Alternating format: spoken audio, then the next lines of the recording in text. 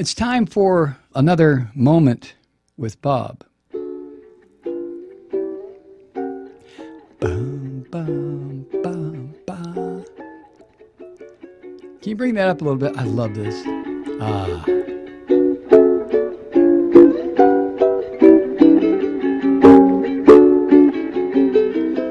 Yes, it's another moment with Bob, brought to you by your friends at Offshore Drilling. Tonight's episode, Say Goodnight, Gracie, Part 3.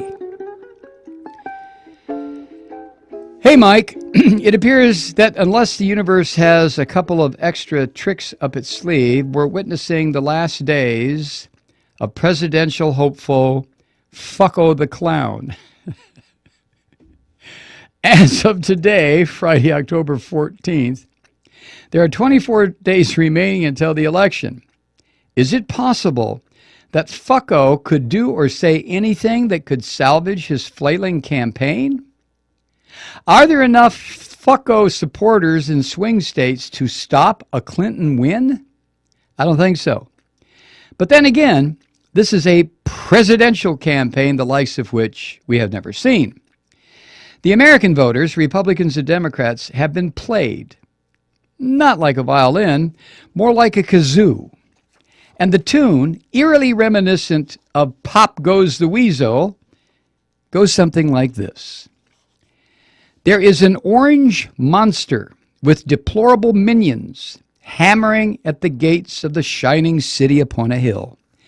This beast, who had lived his entire life in ostentatiously bestial ways, recently has been shown to also treat women in a beastly fashion. Surprise, surprise.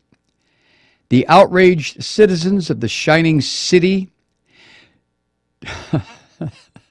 chose a strong, battle-hardened woman as their leader to battle the beast.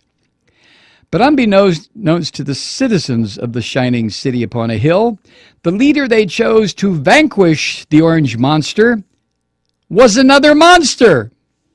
And everything turned to shit. The end.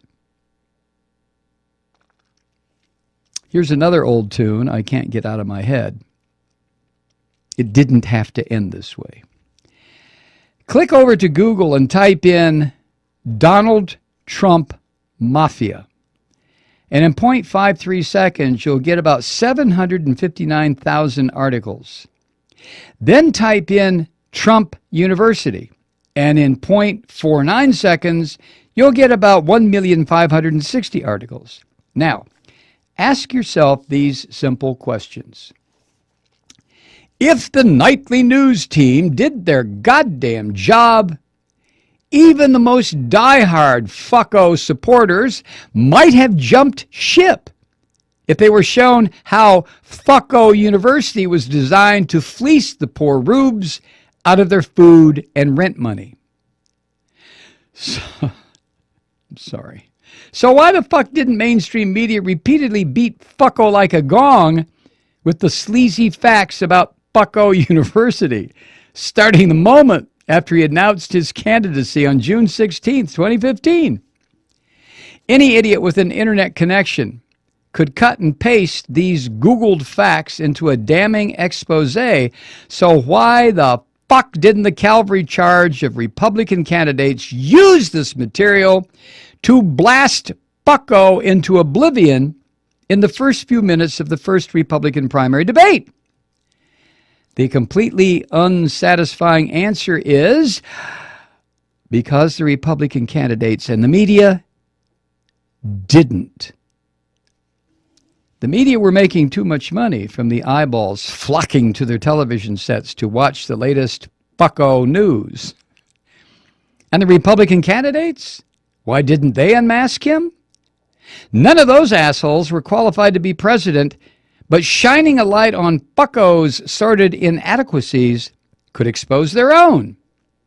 So they didn't fire off any gun that might shoot their own feet off. That's my guess anyway. Who the fuck knows what's going on in the brain of a money-mad Republican lusting to live in the White House? But here we all are, 24 days away from the election, and Fucko has been spewing garbage since the moment he tossed his Made in China hat into the ring. That garbage is red, bloody meat to the racist, xenophobic, misogynist morons who have been easily manipulated by the Republican elite for decades. I say easily because the Republican elite are themselves racist, xenophobic, and misogynist swine, so they speak the common tongue of the moron and are smart enough to enthrall their basest base. There are people who have been trained to vote for anyone as long as the candidate is a Republican. They will vote for Fucko despite the ridiculously horrific things he has done or said. And then there are people who will vote for Fucko because of the things he has done and said. Actually done and said. Is this a winning combination? Maybe. Maybe not. We wouldn't be discussing this if the zombie queen had not stolen the nomination from Bernie Sanders.